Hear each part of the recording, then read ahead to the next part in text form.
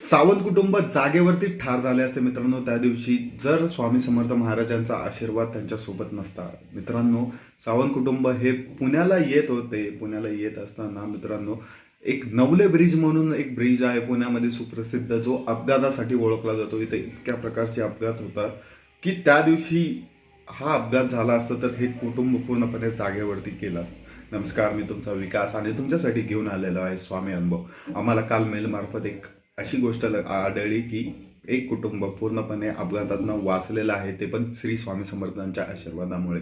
मित्रांनो, गावाकडनं येत असताना पूर्ण मजेमध्ये येत होते. सगळ्या गोष्टी यांच्या व्यवस्थित झालेल्या होत्या आणि त्यांच्या निदर्शनात जे कुटुंब प्रमुख होते त्यांना थोडासा डाऊट वाटत होता की आज काहीतरी व्हायची शक्यता आहे थोडंसंही.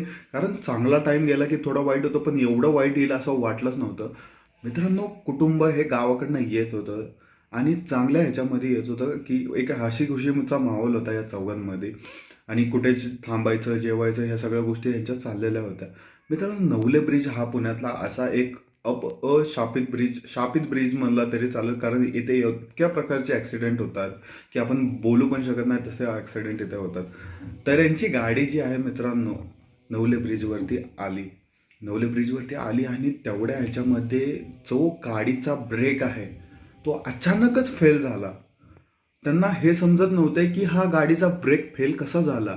सावध कुटुंब म्हणजे येताना गाडी एकदम व्यवस्थित होती, काहीही त्या गाडीत झालेलं नव्हतं, एकदम नवी गाडी. आणि डायरेक्टली त्या ब्रिजवरती आल्यावरती तो ब्रेक कसं काय फेल झाला हेच कळत नव्हतं. पण त्या दिवशीचा जो दिवस होता, त्या गाडीमध्ये एक मूर्ती होती, ती म्हणजे आमच्या स्वामी समर्थ महाराजांची. ब्रेक फेल झालेली गाडी मित्रांनो, तुम्ही विचार करा. आणि हायवे, एक्सप्रेस हायवे सारख्या हायवेवरनं ती गाडी येत होती. लमसम 120-140च्या स्पीडनी ती गाडी येत होती आणि डायरेक्टली त्याचा ब्रेक फेल झाला. तरी पण तुम्ही जर वाचत असाल तर तुमच्या मागे स्वामी समर्थ महाराजांची खूप मोठी पुण्याई आहे, हे लक्षात ठेवा. कारण मित्रांनो, आपण ज्यावेळेस गाडी चालवतो 50-60ची जरी स्पीडवर असेल तरी पण आपल्याला भीती वाटते. एवढ्या वेगवान स्पीडवरनं ह्या एक्सप्रेस हायवेवरनं हे कुटुंब येत होतं. आणि मित्रांनो, ते क्षण आला ज्यावेळेस त्या कुटुंब प्रमुखाला कळलं की आता ब्रेक लागत नाही.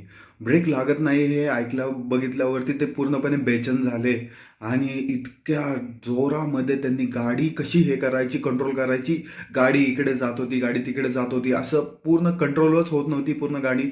ना कुणाला ठोकता ना कुणाला हे करता अचानकच ती गाडी साईडला जाऊन त्या जो एक पार्टिशन असतो रोडचा त्याला घासत घासत घासत ती गाडी पूर्णपणे थांबली अचानक.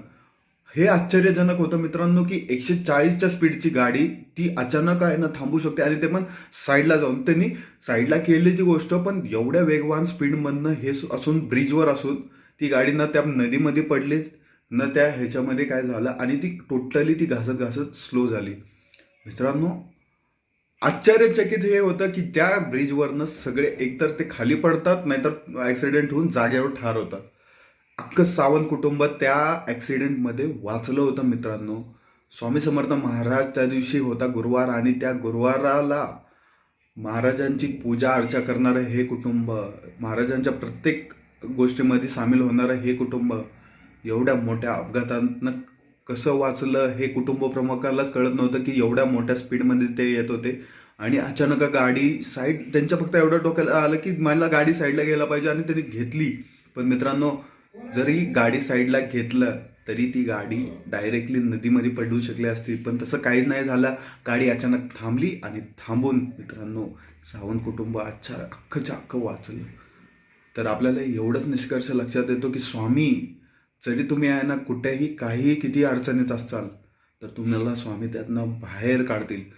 काल उसका क्या बिगाडे भक्त जो महाकाल का. आणि आपले स्वामी समर्थ महाराज हे त्रिमूर्तीचे अवतार आहेत. त्रिमूर्ती म्हणजेच आपले शंकर महाराज असतील, शंकर भगवान असतील, आपले विष्णू भगवान असतील, ब्रह्मा असतील, ह्या सगळ्यांचे अवतार आपले स्वामी समर्थ महाराज आहेत. मित्रांनो, काल जरी आला तरी स्वामी समर्थ महाराजांची भक्ती जर तुम्ही करत असाल तरी तुम्हाला त्या कालला पण स्वामी समर्थ महाराज परत जाऊन ती, एवढी माझी महाराजांमध्ये हे आहे, शक्ती आहे.